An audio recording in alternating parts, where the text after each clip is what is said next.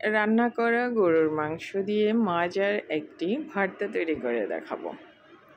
যারা এখনও খান নাই এই ভর্তাটা তারা অবশ্যই একবার ট্রাই করবেন। প্রথমে আমি পেঁয়াজের বেরেস্তা করে নেব। 1 মুঠ পেঁয়াজ দিয়েছি বেরেস্তা করার জন্য।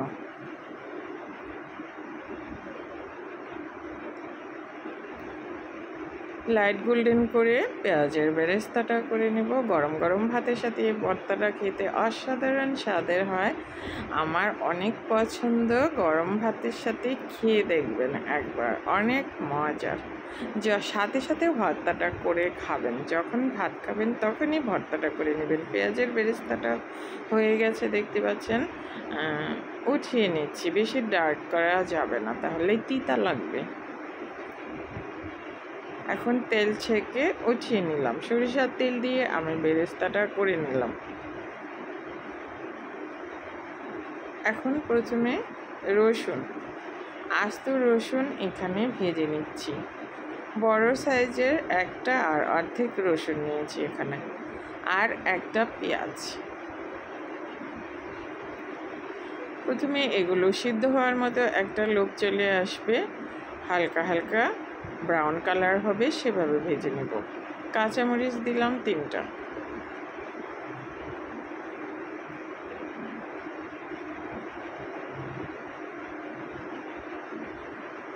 লাইট গোল্ডেন করে পেঁয়াজ রসুনগুলো ভেজে নিলাম। এখন উঠিয়ে নিচ্ছি।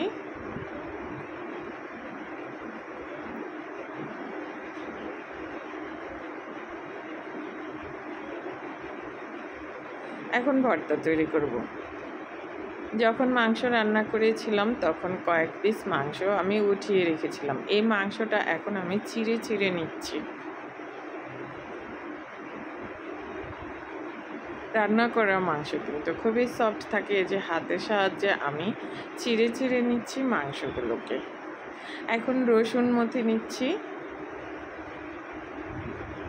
পেঁয়াজ, রসুন, শুকনো মরিচ এগুলো সব মথে নিলাম, আর কাঁচামরিচ সব কিছু আমি মথে নিচ্ছি।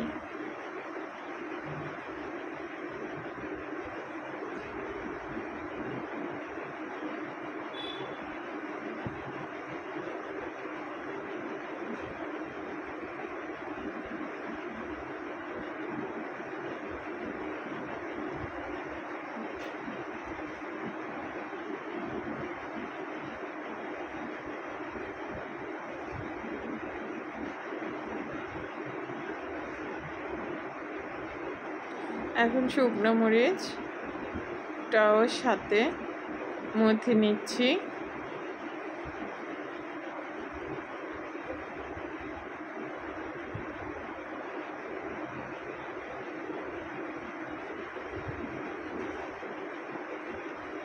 এখন এই যে আমি কাটছি না ভিডিওটা। এখন পেঁয়াজ, এখানে 2টা পেঁয়াজ কুচি নিয়েছি, লবণ দিয়ে, সামান্য লবণ দিয়ে মথে নিচ্ছি। বেশি লবণ কিন্তু দেওয়া যাবে না, যেহেতু আমরা বেরেস্তাতে লবণ ব্যবহার করেছি, মাংসতেও লবণ আছে। এখন সব কিছু একসাথে মিশিয়ে নিচ্ছি, আর পেঁয়াজের বেরেস্তাটাও সাথে মেখে নিচ্ছি। এই ভর্তাটা কি যে মজার, একবার অবশ্যই ট্রাই করবেন। এই ভর্তাটা চাইলে চিকেন দিয়েও করতে পারবেন, খাসির মাংস দিয়েও করে খেতে পারবেন। সাথে আমি আলু ভর্তাও তৈরি করব।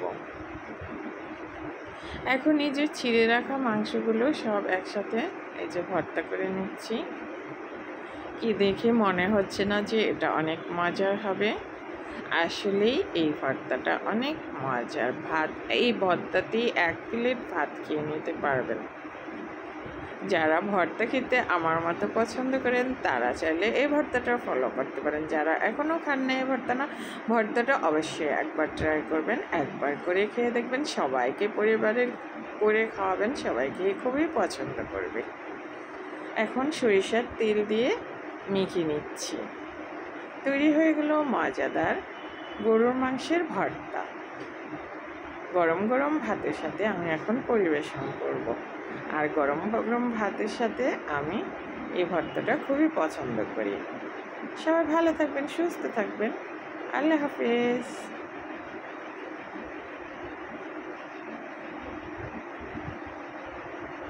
দেখেন কতটা লোভনীয় লাগছে।